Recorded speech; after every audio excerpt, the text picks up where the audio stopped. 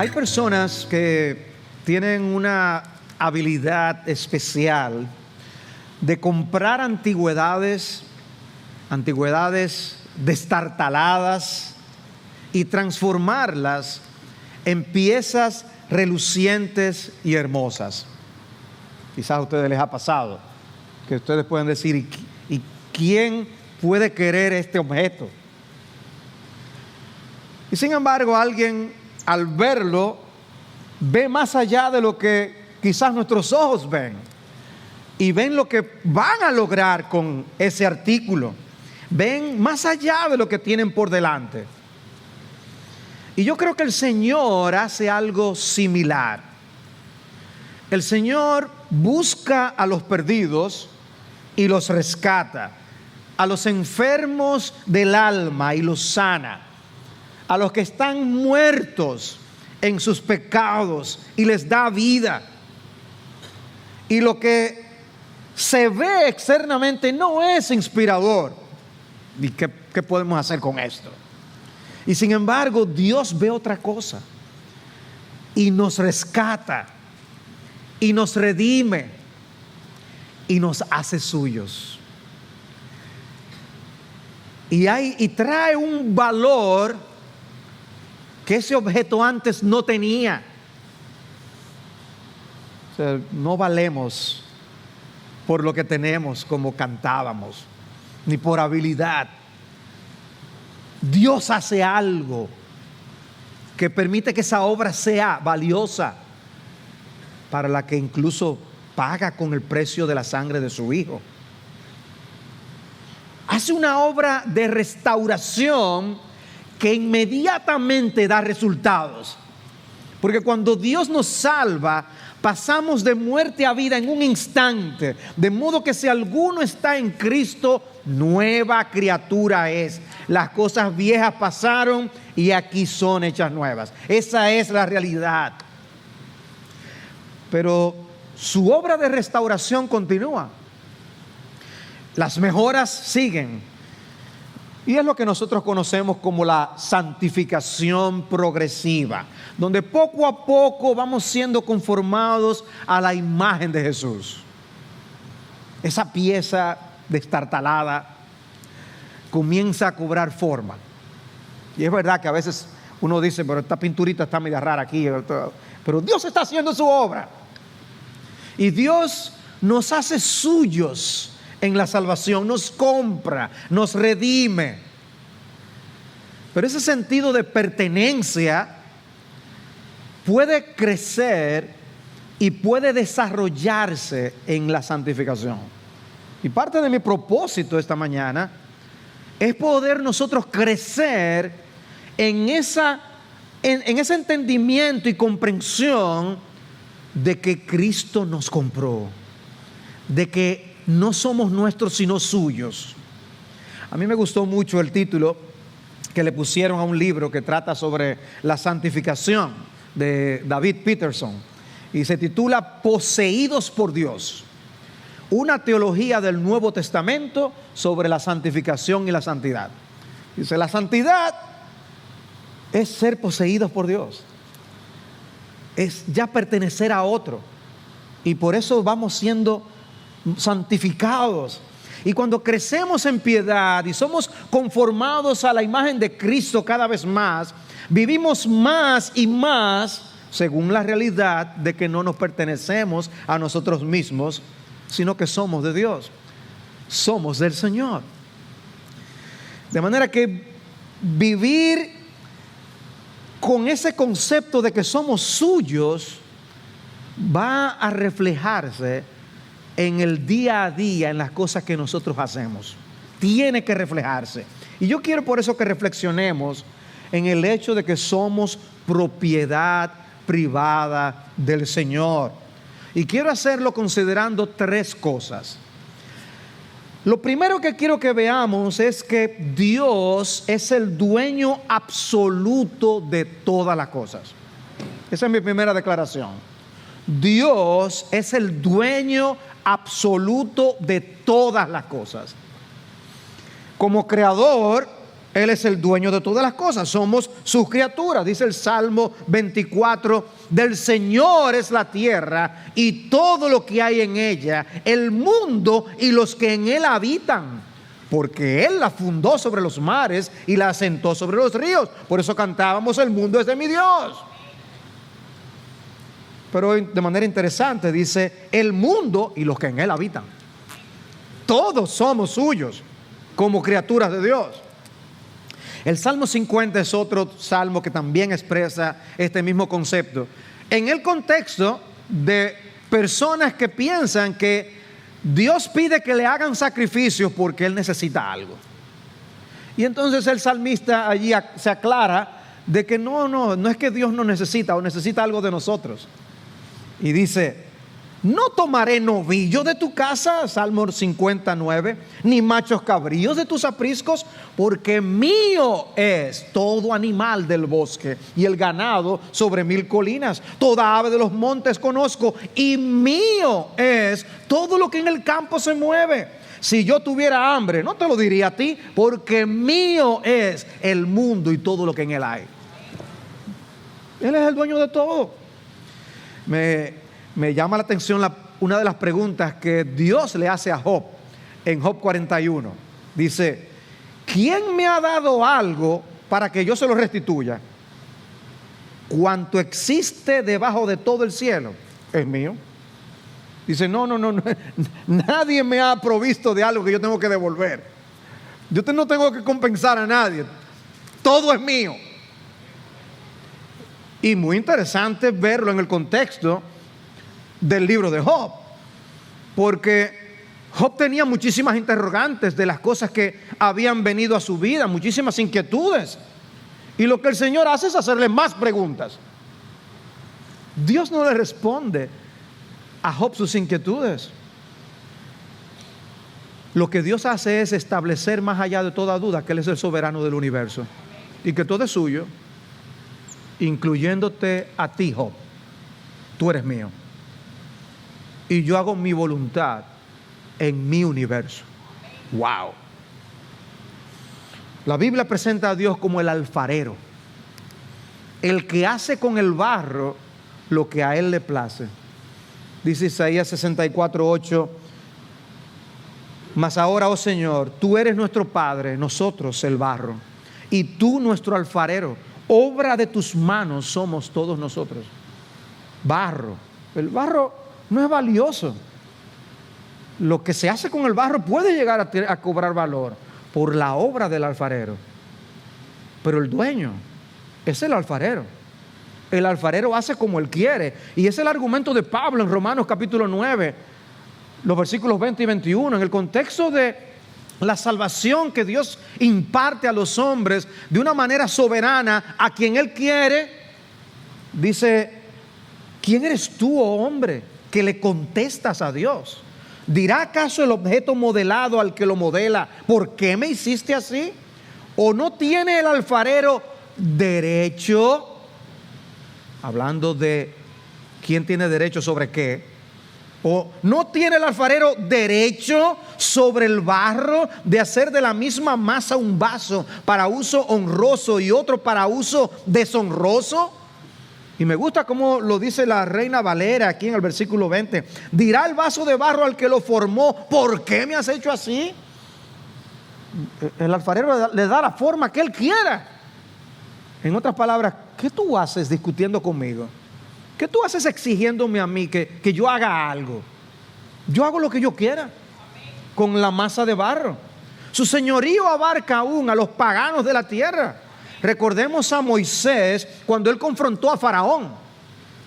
Y una de las plagas cayó sobre los egipcios y ellos estaban desesperados. Pero así como Dios podía enviar las plagas, también podía quitarlas. Y dice Éxodo 9:29, y Moisés le dijo, tan pronto como yo salga de la ciudad, extenderé mis manos al Señor, los truenos cesarán y no habrá más granizo, para que sepas que la tierra es del Señor. Faraón, tú tienes que saber que hay un soberano por encima de ti y que es dueño del universo completo. Y hermanos, si Dios es el dueño absoluto de todo, entonces Él es tu dueño. Él es tu dueño. No te perteneces. No existe la independencia absoluta para las criaturas. Solo el Creador es verdaderamente independiente. Nosotros dependemos de Él. Y no solo lo hizo todo, sino que también lo sustenta y lo sostiene. Todo. Un solo chasquido de sus dedos basta para dar término a nuestra vida. Estamos en sus manos. Nuestra vida depende de su voluntad. Él ha puesto límite a nuestros años y de ahí no pasaremos ninguno de nosotros. De manera que el hecho de que Dios nos haya creado con libertad no significa que somos absolutamente libres e independientes. El único absolutamente independiente es Él. Nuestra libertad, la verdadera libertad, solo se puede experimentar sirviendo al Señor. Eso es lo primero que yo quería compartir. Lo segundo es que los creyentes, los hijos de Dios, son propiedad especial del Señor. Los creyentes son propiedad especial del Señor. Y ahí es donde entra nuestro texto de Romanos 14:8. Escuchen las palabras del apóstol Pablo. Pues si vivimos, para el Señor vivimos, y si morimos, para el Señor morimos. Por tanto, ya sea que vivamos o que muramos, del Señor somos. Del Señor somos. Y esa es la parte central. Del Señor somos. Pertenecemos a Él. Hay un sentido en el que todos somos hijos, todos somos de Dios. Él por creación le pertenecemos a Él. Pero aquí hay otro sentido en el que los hijos de Dios también le pertenecen a Él. Por recreación, por salvación y redención. Es interesante como Pablo lo dice en Romanos 8:9. Si alguno no tiene el Espíritu de Cristo, el tal no es de Él. O sea que hay algunos que son de Él y otros no son de Él, dependiendo si el Espíritu de Cristo está en ellos. O sea que podemos decir que los creyentes somos una doble posesión del Señor. Doblemente suyos. Somos suyos por creación y somos suyos por la recreación, la salvación, la redención. Solo por el hecho de ser sus criaturas ya somos responsables ante Él y daremos cuenta ante Él. Pero como creyentes, amados hermanos, como hijos de Dios, tenemos una doble responsabilidad. Dice el Salmo 100 en el versículo 3: sabed que Él, el Señor, es Dios. Él nos hizo y no nosotros a nosotros mismos. Pueblo suyo somos y ovejas de su prado. Está hablando de su pueblo. Él dice: nosotros somos de su rebaño, somos suyos, le pertenecemos a Él. Y eso no lo está diciendo de que caramba, qué problema. Lo está diciendo, es una bendición, somos suyos. Doblemente suyos. Leía del caso de una persona que fabricó uno de esos barcos en miniaturas y lo hizo con todo el detalle, algo que no solamente luciera como un barco, sino que también flotara en realidad y pudiera ponerse sobre el agua. Con todos sus detallitos, se esmeró en ponerle los adornos que los barcos tienen, y ahí estaba su preciada creación. Y bueno, había que probarlo. Primero lo puso en un lugar donde había un poco de agua. Flota, está bien y se ve bien. Bueno, vamos a probarlo en algo que sea todavía más real para ver si funciona. Y dice que entonces lo llevó a un lugar donde había una especie de playa o una parte de mar, y lo colocó también allí, pero se descuidó y el barquito empezó a alejarse y se le fue y no lo pudo recuperar. Ya lo dio por perdido. Imagínense, niños, que ustedes hubieran tenido un barquito así, que se le hubiera ido para siempre.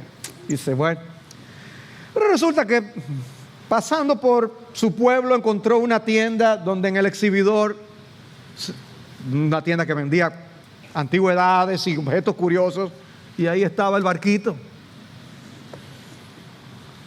¡Mi barquito! ¡Mi barquito! Quizás hasta con nombre, imaginemos que lo llamó por su nombre.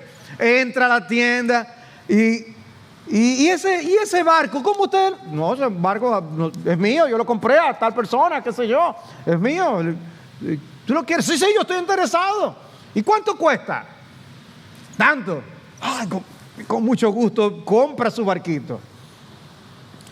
Ahora ese barquito es doblemente suyo.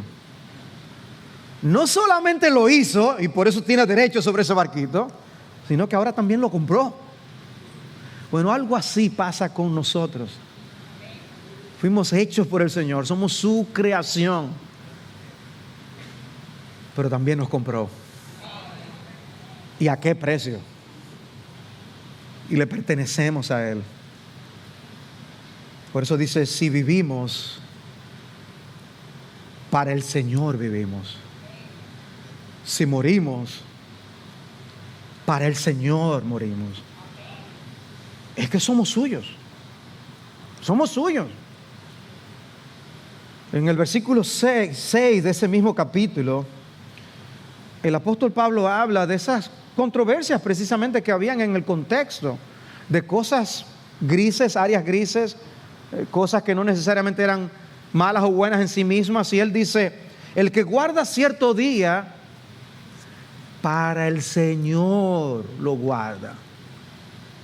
Y el que come, para el Señor come, pues da gracias a Dios. Y el que no come, porque uno come, el otro no come, para el Señor se abstiene y da gracias a Dios también. ¿Ven el punto?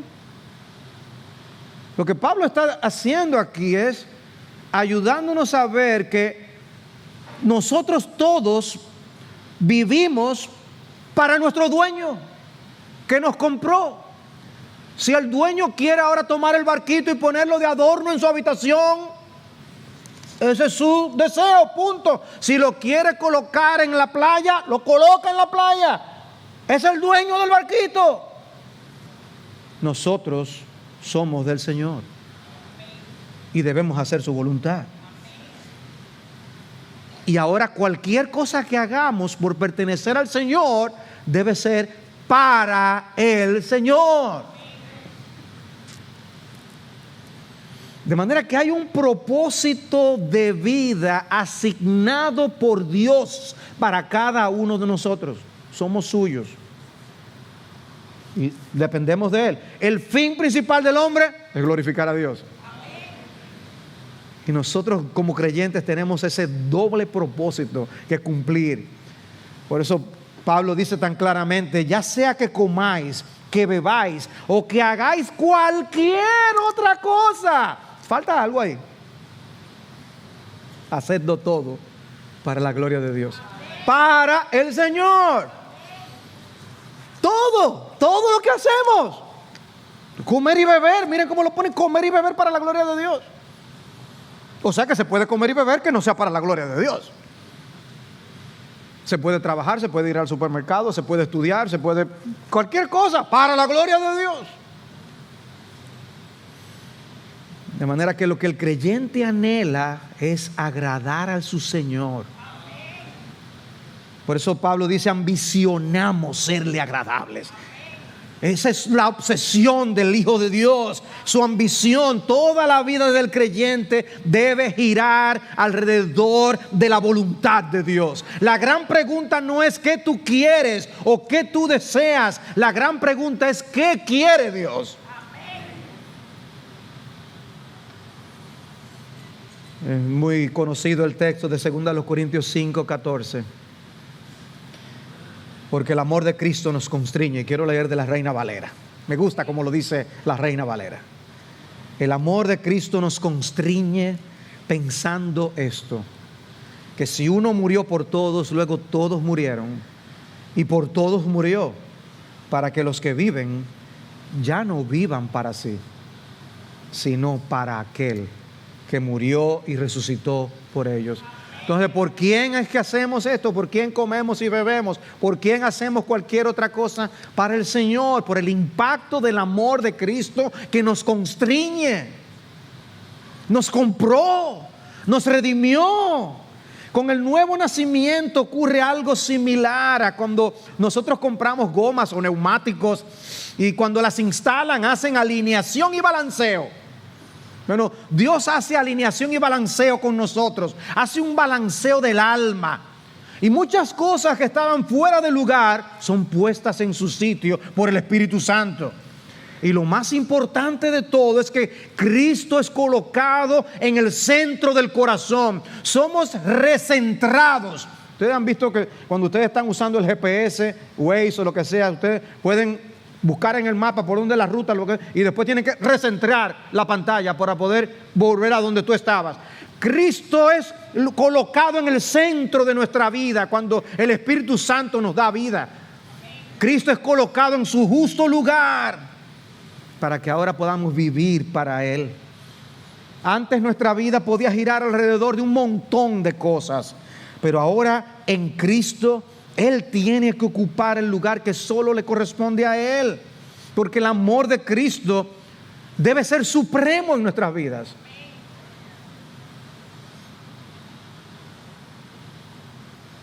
¿Cuánto tú crees que Cristo quiere de ti? O sea, Él está satisfecho con una buena parte. No, hermanos, lo que vemos en las Escrituras es que Él quiere todo de ti. El que ama al padre o a la madre más que a mí no es digno de mí. Y el que ama al hijo o a la hija más que a mí no es digno de mí. Y el que no toma su cruz y sigue en pos de mí no es digno de mí. Mateo 10, 37 y 38. Cristo quiere todo de nosotros. Él nos compró completo. Él no compró una parte de nosotros. Tú amas a Cristo. Es cierto que en esta vida no lo podremos amar con toda la intensidad que Él se merece, pero lo podemos amar con sinceridad. La vida no se trata de nosotros. Él quiere que tú hagas las cosas por Él, por amor a Él. Por amor a Él, tú serás un dador alegre. Por amor a Él cumplirás tu rol matrimonial como corresponde. Por amor a Él estarás los miércoles en el culto de oración. Por amor a Él leerás la palabra. Y podrás así hacer todas las cosas por amor a Él. Quizás hoy las estás haciendo, pero las estás haciendo por una razón equivocada. Lo que este texto nos está diciendo es que lo hagamos porque Él es el dueño. Él es tu dueño. Es para Él. No es que vengas al culto de oración para que cumplir y para que los pastores nos digan y para que... Es por amor al Señor.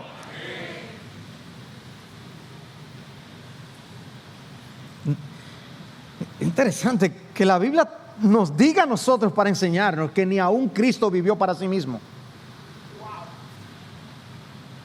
Juan 4:34, mi comida es hacer la voluntad del que me envió y llevar a cabo su obra.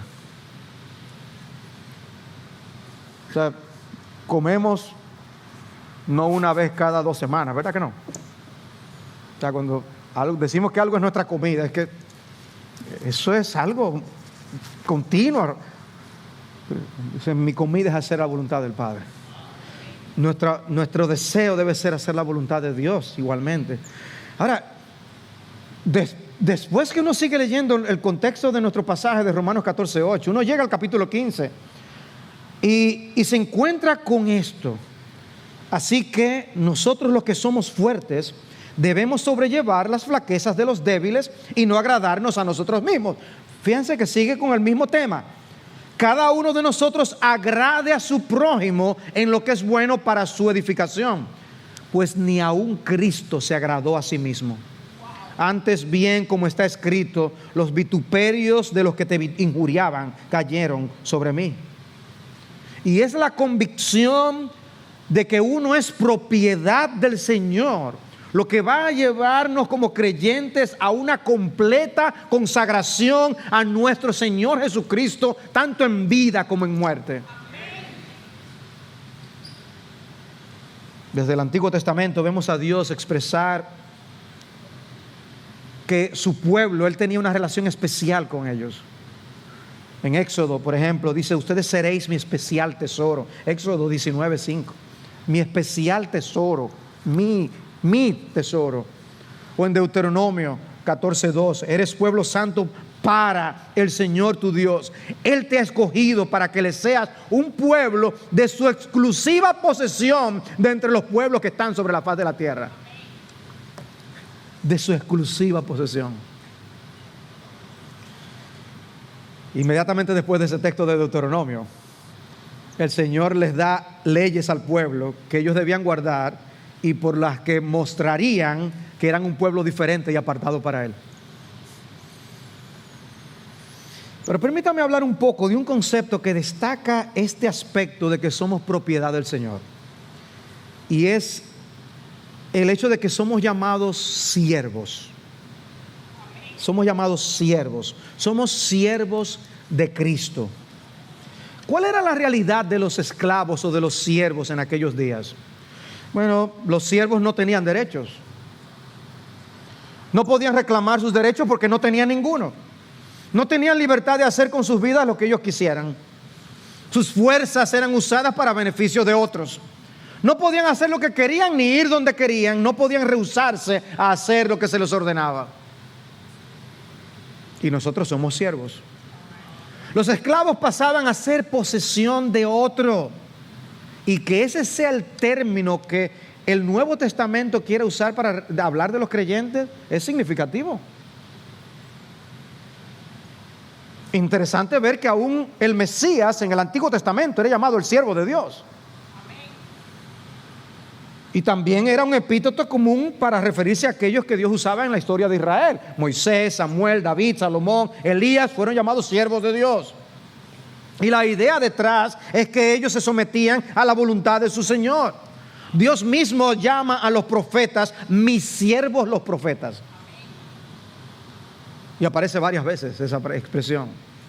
Porque ellos no estaban ahí para ser originales ni para traspasar su propio mensaje, sino que hablaban de parte de Dios las palabras de Dios. En el Nuevo Testamento se usa el mismo concepto, pero podemos decir que de una manera más intensiva aún.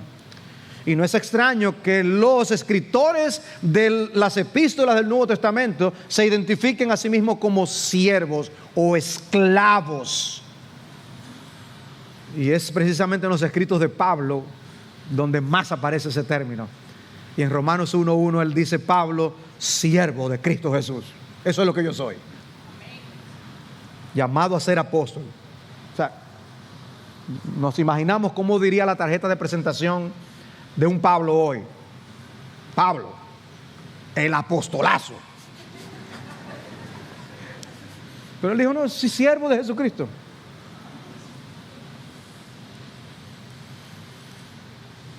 Los siervos en el mundo antiguo no se pertenecían a ellos mismos, no gozaban de autonomía, tenían que someterse a otro.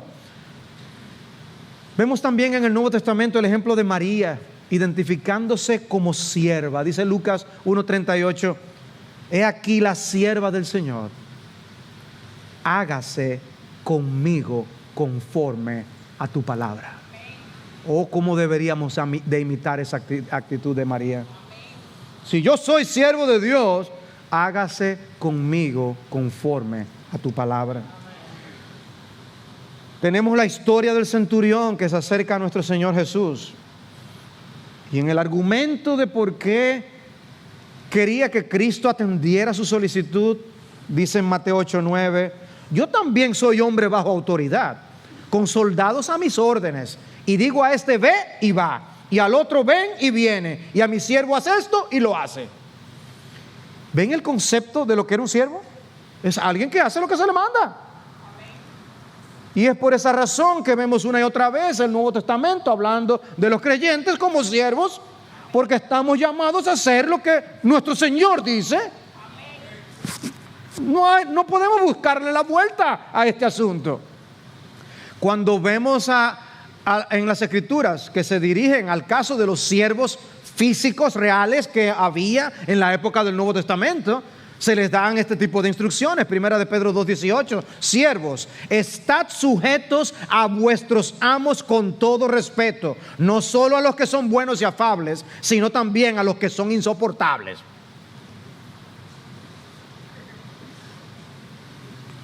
¿Se puede decir más claro de ahí? En Efesios 6:5, siervos, obedeced a vuestros amos en la tierra con temor y temblor, con la sinceridad de vuestro corazón, como a Cristo. No para ser vistos como los que quieren agradar a los hombres, sino como siervos de Cristo, haciendo de corazón la voluntad de Dios. Óyame, los siervos de amos terrenales también eran siervos de Cristo. Y dice, hagan bien el trabajo de siervos de sus amos, porque ustedes son buenos siervos de Jesús. Y en Tito 2:9, exhorta a los siervos a que se sujeten a sus amos en todo, que sean complacientes, no contradiciendo. ¿Ven el tipo de cosas que si nosotros estuviéramos sentados en una iglesia del Nuevo Testamento estuviéramos escuchando? Hoy hablamos de jefes y empleados, pero en aquellos días se hablaban de amos y siervos. De forma que es interesante ver que ese término que se usaba literalmente en ese contexto, también Dios le dé un uso figurativo para hablar de nosotros con respecto a nuestra relación con Él. ¿Qué éramos nosotros antes de venir a Cristo? Esclavos. Dice Romanos 16:17.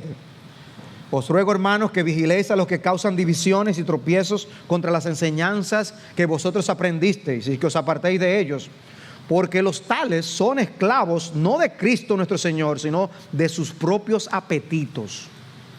Los hombres pueden ser esclavos de sus apetitos.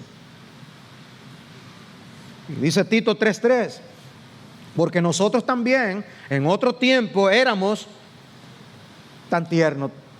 Miren a Pablo, qué tierno. Necios, desobedientes, extraviados, esclavos de deleites y placeres diversos, viviendo en malicia y envidia, aborrecibles y odiándonos unos a otros. Esa es la foto familiar de cómo éramos.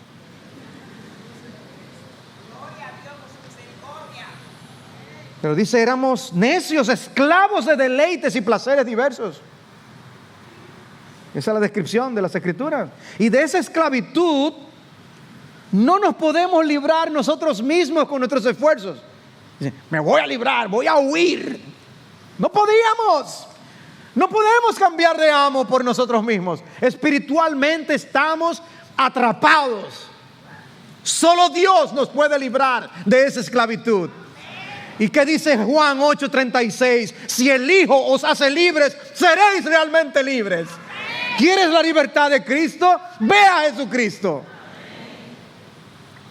Interesante también, hay un papel que podemos jugar nosotros en esa liberación que Dios hace. En 2 Timoteo 2:24, el siervo del Señor no debe ser rencilloso, sino amable para con todos, apto para enseñar, sufrido, corrigiendo tiernamente a los que se oponen, por si acaso Dios les da el arrepentimiento que conduce al pleno conocimiento de la verdad.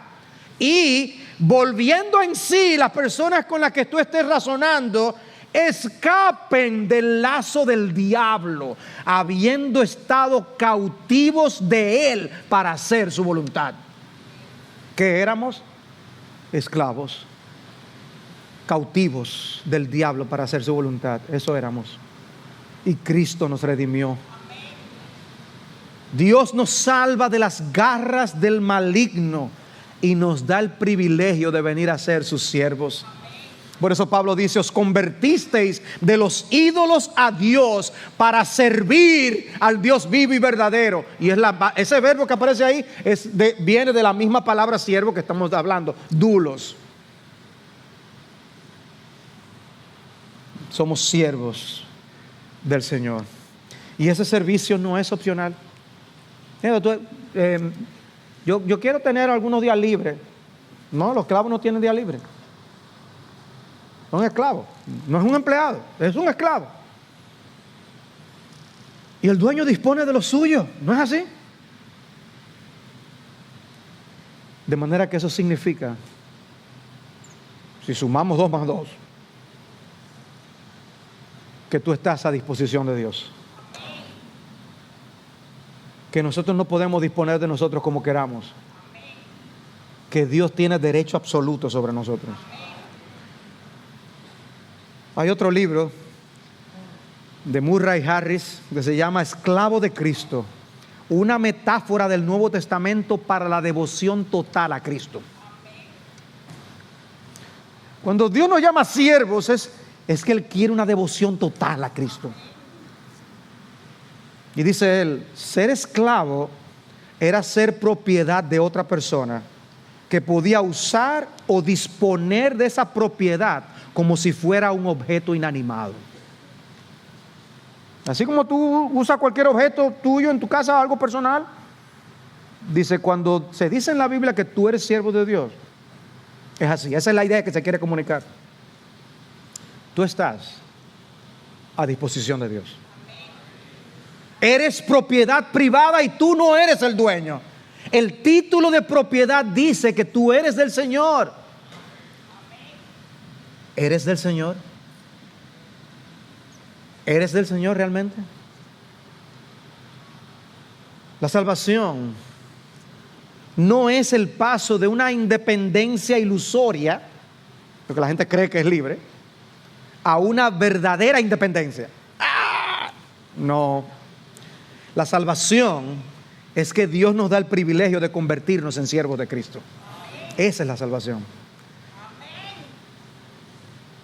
Dice Pablo en 1 Corintios 7:22, el que fue llamado por el Señor siendo esclavo, liberto es del Señor. De la misma manera, el que fue llamado siendo libre, esclavo es de Cristo. Esclavos de Cristo. Hermanos, en la conversión hay una transferencia de dueño. Ustedes ven que cuando uno vende algunas propiedades, uno tiene que firmar un traspaso. Bueno, Dios firmó ese traspaso y te compró a ti de las garras del diablo.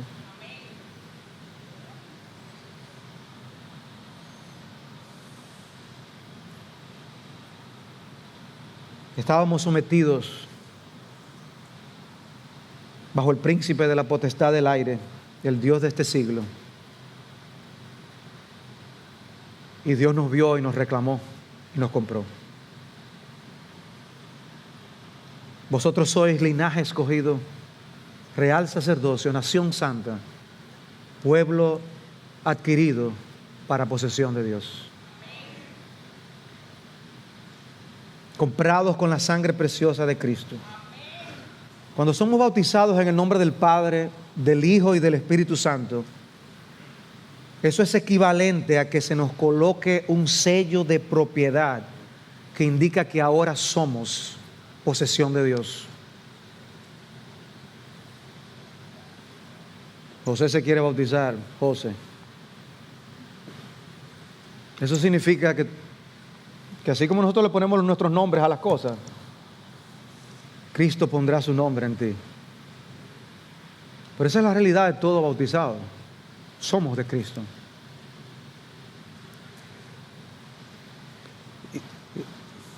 Y Cristo pone su sello y dice, mío, mío para siempre. Y la respuesta del creyente es una aceptación voluntaria y gozosa. Sí, Señor, y yo seré tuyo para siempre.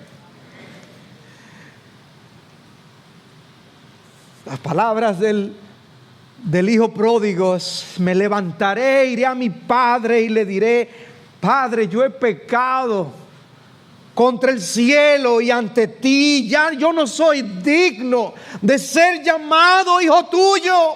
Hazme como uno de tus trabajadores. Cuando vamos al Señor, deshechos y viendo que somos inmundicia ante sus santos ojos, conscientes de esa indignidad, nosotros no decimos: Señor, apártate y nunca más tengas que ver con nosotros. Sabemos que no hay otro lugar donde ir y vamos a Él, la única fuente de seguridad para nosotros. Pero no nos atrevemos a decirle que nos reciba como a ellos. Señor, hazme como un siervo. Hazme un siervo, Señor. Y yo voy a estar mejor, 1000 veces mejor, que en el mundo yo tratando de hacer mi voluntad creyendo que soy independiente. Saben que Dios legisló a Israel en cuanto a la esclavitud y aún dio un tiempo límite para ellos. Dice: pueden ser esclavos 6 años y luego tienen que ser libres. Dice: si un hermano tuyo, Deuteronomio 15:12, hebreo o hebrea, es vendido, te servirá por 6 años, pero al 7º año lo pondrás en libertad. Pues imagínense a uno de esos esclavos: uy, ya se me está cumpliendo el tiempo. Y dice: y sucederá que si él te dice: no me iré de tu lado, porque te ama a ti y a tu casa, pues le va bien contigo, entonces tomarás una lesna y horadarás su oreja contra la puerta y será tu siervo para siempre. Y el Señor ha horadado nuestras orejas y nos ha hecho suyos para siempre. Exclusivamente del Señor.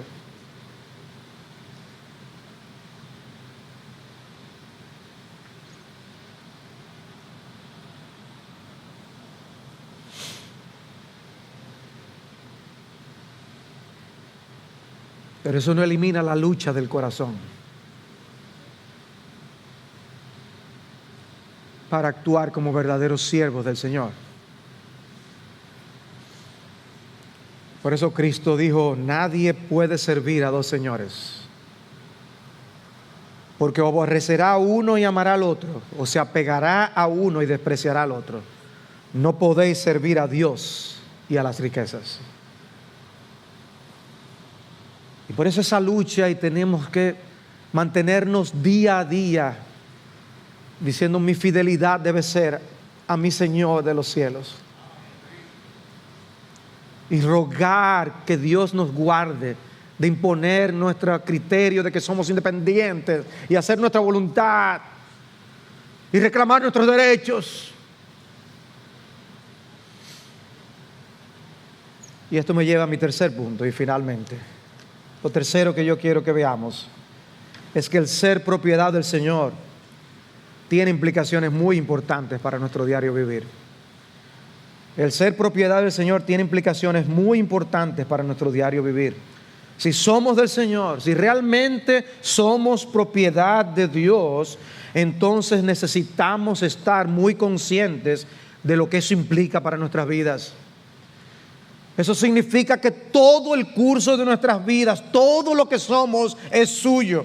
Lo que sucede con nuestras almas tiene que ver con Él. Lo mismo que lo que hacemos con nuestros cuerpos. Cada pensamiento se trata de su mente. Cada palabra que pronunciamos con la boca que es suya, cada acción que nosotros realizamos es algo que hacemos con algo que le pertenece al Señor. Ya sea que vivamos o que muramos, del Señor somos. Nuestros labios del Señor, nuestra mente del Señor, nuestros órganos sexuales del Señor, nuestros ojos son del Señor, nuestras manos del Señor, nuestros pies del Señor. Donde vamos, lo que hacemos, lo que miramos es del Señor. Vivir para la gloria de Dios no es una opción para el creyente. Nuestra decisión cada mañana no es si hoy viviré para agradarle a Él o no, porque se supone que nuestra ambición diaria es agradarle a Él porque suyos somos. Si alguno viene a mí, Lucas 14:26, y no aborrece a su padre y madre, a su mujer y a sus hijos, a sus hermanos y hermanas y aún hasta su propia vida, no puede ser mi discípulo. Y Cristo no está diciendo aborrece a tus familiares y aún aborrécete a ti mismo. Está diciendo valórame a mí por encima de todo. El que no carga su cruz y viene en pos de mí no puede ser mi discípulo. Así pues, cualquiera de vosotros que no renuncie a todas sus posesiones no puede ser mi discípulo. Alguien me compartió un devocional esta semana en el que el autor decía lo siguiente: no existe un solo cristiano en el mundo que sea dueño de su vida y de sus posesiones. Mi teléfono móvil no es mío, es de Dios. Mi automóvil no es mío, es de Dios. Mi cuenta bancaria no es mía, es de Dios. Mi trabajo no es mío, es de Dios. Mi ropa no es mía, es de Dios. Mi cuerpo, mis ojos, mi pelo, mis piernas, mi cintura, aún mis órganos sexuales no son míos, son de Dios. Mi familia, mis amistades, mi pareja, mi bienestar económico, mi estado de salud no me pertenecen, son de Él. Eso quiere decir que si vivo, vivo para Él. Si sufro, sufro para Él. Incluso si Dios decide quitarme la vida es suya para hacer lo que a Él le plazca. En una sola frase: soy de Él. Si es verdad que todo lo que soy, que todo lo que tengo es de otra persona, ¿no tiene esa persona el derecho de hacer lo que quiera conmigo? Implicaciones. Y decía ese autor para concluir: la paz de Dios está escondida en aceptar mi rol en el universo. Aquel que deja a Dios ser Dios es feliz. Y eso va con las palabras de Cristo: el que quiera salvar su vida la perderá, pero el que pierda su vida por causa de mí y del Evangelio la salvará. Y Pablo es una gran ilustración de esto mismo que él escribe. Pues para mí el vivir es Cristo y el morir es ganancia. Filipenses 1:21.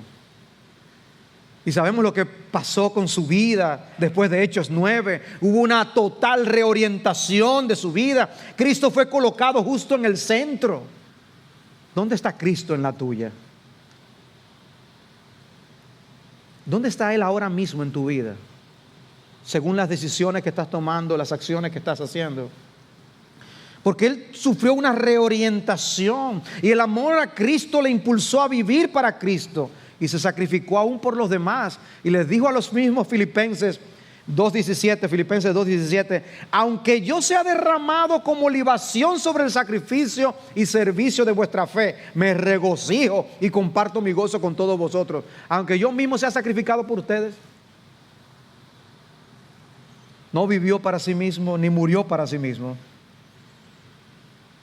Y ya cuando estaba llegando a ser apresado en Hechos capítulo 20, dijo: en ninguna manera estimo mi vida como valiosa para mí mismo, a fin de poder terminar mi carrera y el ministerio que recibí del Señor Jesús.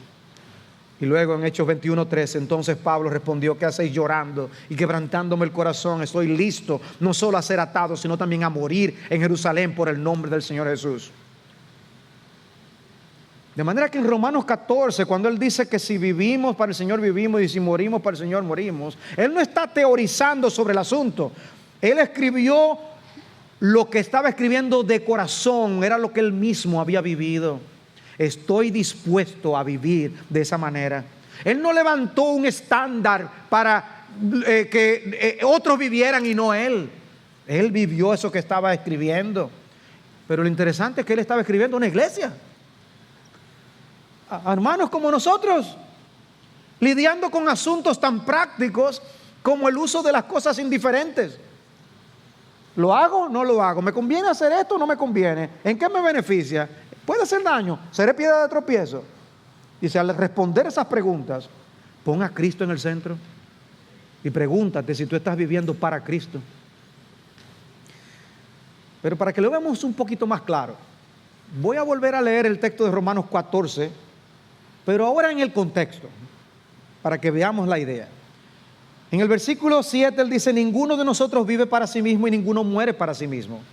Pues si vivimos, para el Señor vivimos, y si morimos, para el Señor morimos. Por tanto, ya sea que vivamos o que muramos, del Señor somos. Porque para esto Cristo murió y resucitó, para ser Señor tanto de los muertos como de los vivos. Pero tú, y ahora miren el contexto en el que él está diciendo esto: ¿por qué juzgas a tu hermano? O también tú, ¿por qué menosprecias a tu hermano? Porque todos compareceremos ante el tribunal de Dios. Porque está escrito: vivo yo, dice el Señor, que ante mí se doblará toda rodilla y toda lengua alabará a Dios. De modo que cada uno de nosotros dará cuenta a Dios de sí mismo. Somos propiedad de Él, y a Él daremos cuenta. Y dice, por consiguiente, ya no nos juzguemos los unos a los otros, sino más bien decidir esto: no poner obstáculo o piedra de tropiezo al hermano. ¿Saben para qué Pablo estaba diciendo estas verdades tan trascendentales de que Él es nuestro dueño? Para que nosotros consideremos a nuestros hermanos y podamos vivir delante de ellos sin estarlos acusando si ellos hacen alguna cosa diferente a nosotros. Para yo recibir al hermano débil, para yo no aplastar al otro haciendo cosas, ya él que no puede hacer eso, pero yo sí como carne, él no come carne por tal cosa. Yo sí con eso de esas fiestas y días, yo no las guardo, él sí las guarda, allá él. Dice Pablo, tú eres de Cristo, pues debes considerar a tu hermano que también es de Cristo y no vivir para ti mismo.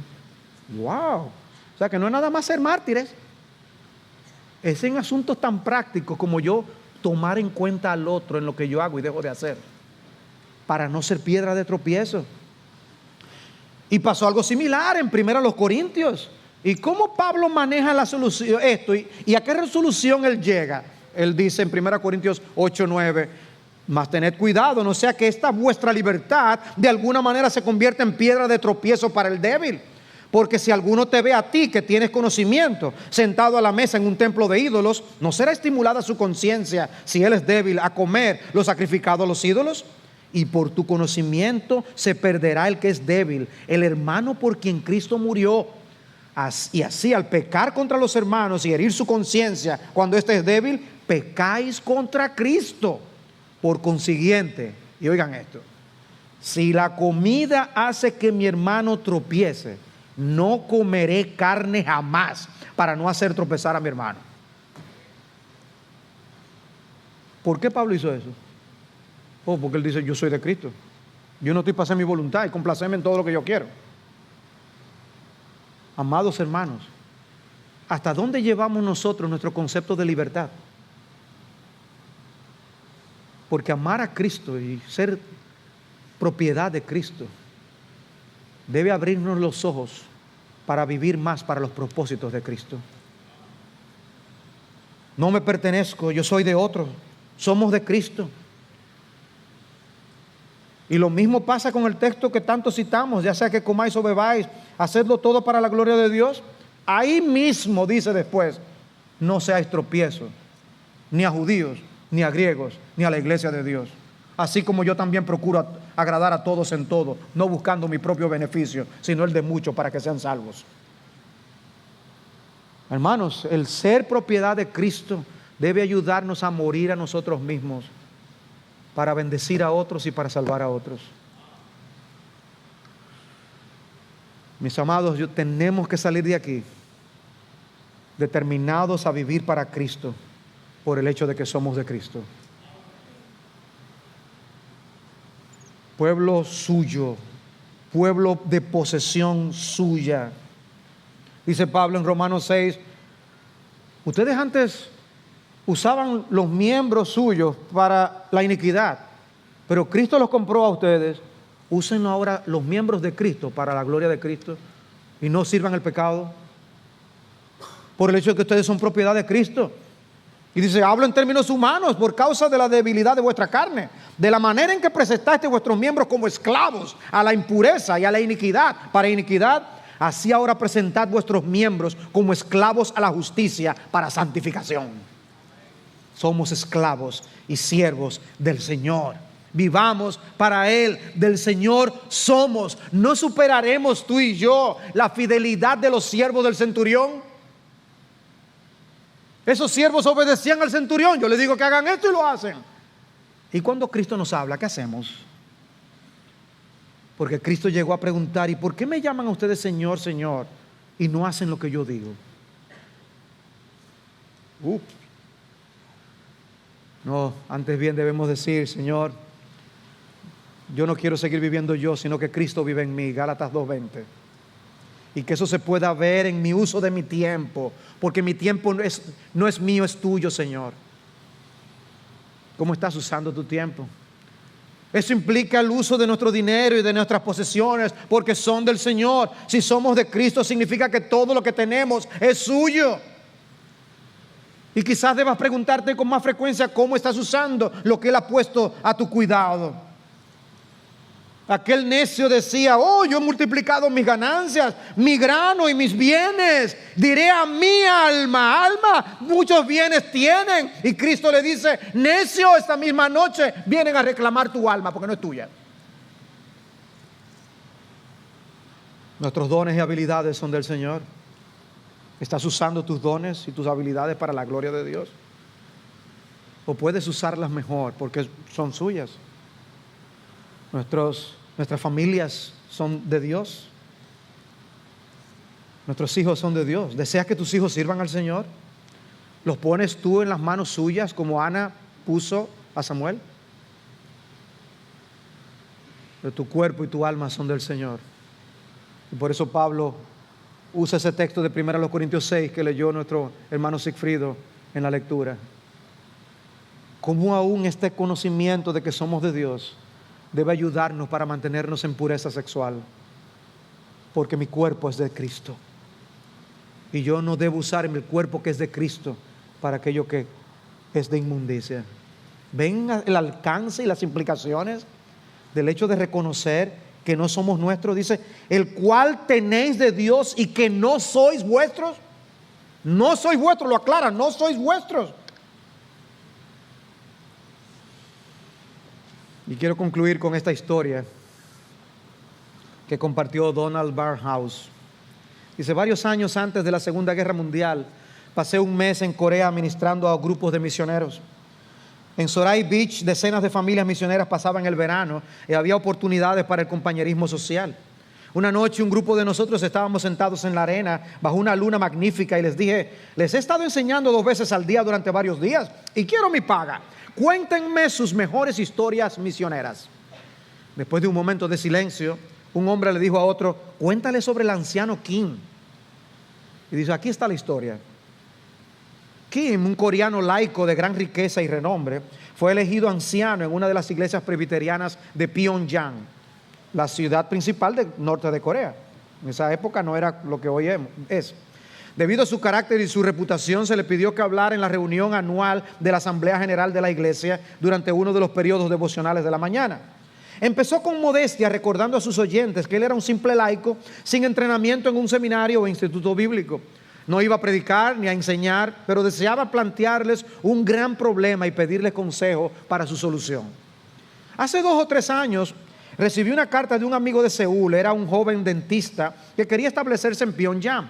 Me pidió que encontrara un lugar que fuera adecuado para que sea su casa y su oficina. Sabemos que hay una gran escasez de viviendas, pero yo hice todo lo que pude para ayudarlo. Durante 3 días busqué en la ciudad. Finalmente encontré un lugar y le escribí al respecto. Le dije que la casa estaba en mal estado, el muro que rodeaba el lugar estaba en mal estado, había un agujero en la pared de la casa, el techo goteaba mucho, la casa estaba en un barrio muy malo.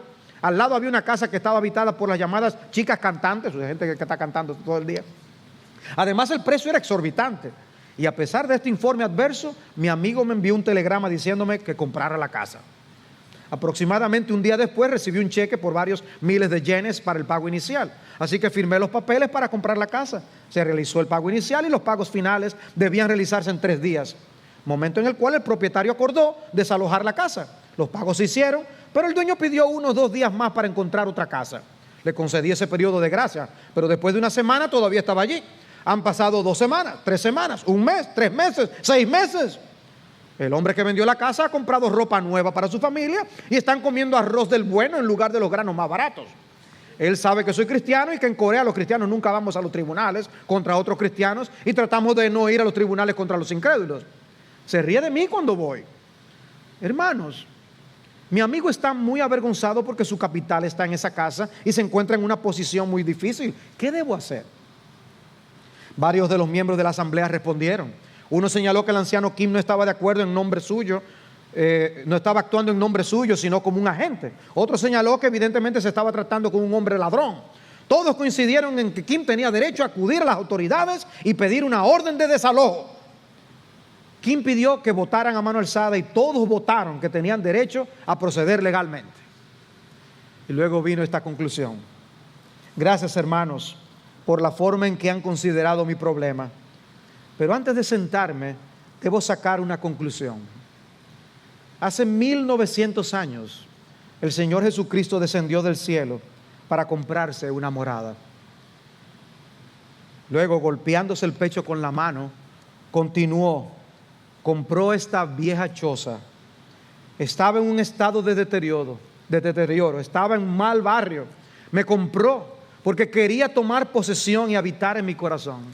Él se entregó por mí y me dio el Espíritu Santo como pago inicial de mi herencia, dándome innumerables bendiciones con su redención. Pero me aferro a mi vivienda y lo dejo fuera.